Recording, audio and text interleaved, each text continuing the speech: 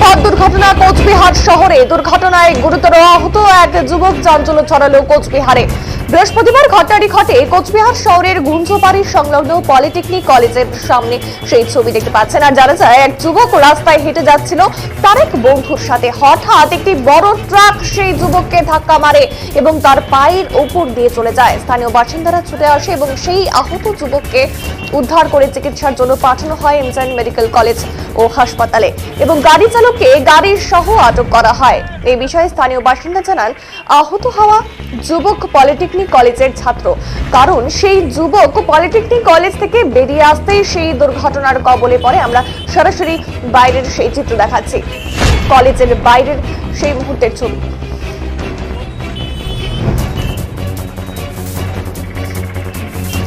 আবার একবার জানাবো এই মুহূর্তে যে খবরের দিকে নজর রাখছি। ভয়াবহ পথ দুর্ঘটনা কোচবিহার শহরে। গুরুতর আহত এক যুবক সেই দুর্ঘটনার কারণে এক চাঞ্চল্য ছড়ালো সেই কোচবিহারের সেই জায়গায়। এবং জানাবো যে বৃহস্পতিবার ঘটনাটি ঘটে কোচবিহার শহরের গুঞ্জবাড়ি সংলগ্ন পলিটেকনিক কলেজের ঠিক সামনে। আর জানা যায়, এক যুবক রাস্তায় হেঁটে যাচ্ছিল তার এক বন্ধুর সাথে। হঠাৎ একটি বড় ট্রাক সেই যুবককে ধাক্কা মারে এবং তার পায়ের ওপর দিয়ে চলে যায়। স্থানীয় বাসিন্দারা ছুটে আসে এবং সেই আহত যুবককে উদ্ধার করে এবং চিকিৎসার জন্য পাঠায় এমজেএন মেডিকেল কলেজ ও হাসপাতালে এবং গাড়ি চালককে গাড়ির সহ আটক করা হয়। এই বিষয়ে স্থানীয় বাসিন্দা জানান, আহত হওয়া যুবক পলিটেকনিক কলেজের ছাত্র। কারণ সেই যুবক পলিটেকনিক কলেজ থেকে বেরিয়ে আসতেই সেই দুর্ঘটনার কবলে পড়ে।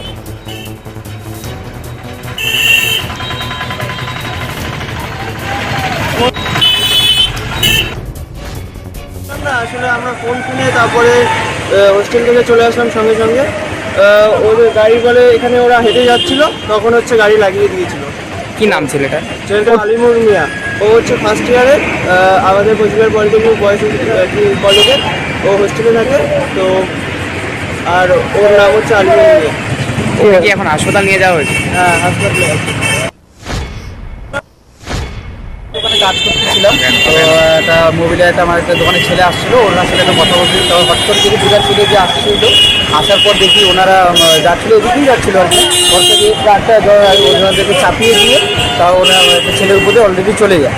তো ভাগ্য কারণবশত ওনার ছেলেটা খুবই ভাগ্য ভালো যে ওর পায়ের উপর দিয়ে যায় না, উনি ছেঁচড়ে চলে যায়। তারপরে ওর সাথে যে ফ্রেন্ডটা ছিল ও ওকে টানকে নিয়ে তারপর হসপিটালে চলে যায়। অ্যাকচুয়ালি ড্রাইভারটা পুরোটারই দোষ, কারণ ড্রাইভারটা লেফট সাইডে না দেখে ওই ছেলেটার উপর দিয়ে চলে যায়। তারপরে কি আপনারা গাড়িটাকে আটক করেছেন? হ্যাঁ, তারপরে তারপরে এখানে যত টোটো চালক ছিল ওনারা মিলে আমরা গাড়িটাকে আটক করি। ছেলেটা কোথাকার কি বুঝতে পেরেছেন? ছেলেটা যতটুকু জানো পলিটেকনিক কলেজে কলেজ থেকে বের হয়ে আসছে। কলেজ থেকে বেরিয়ে আসছে।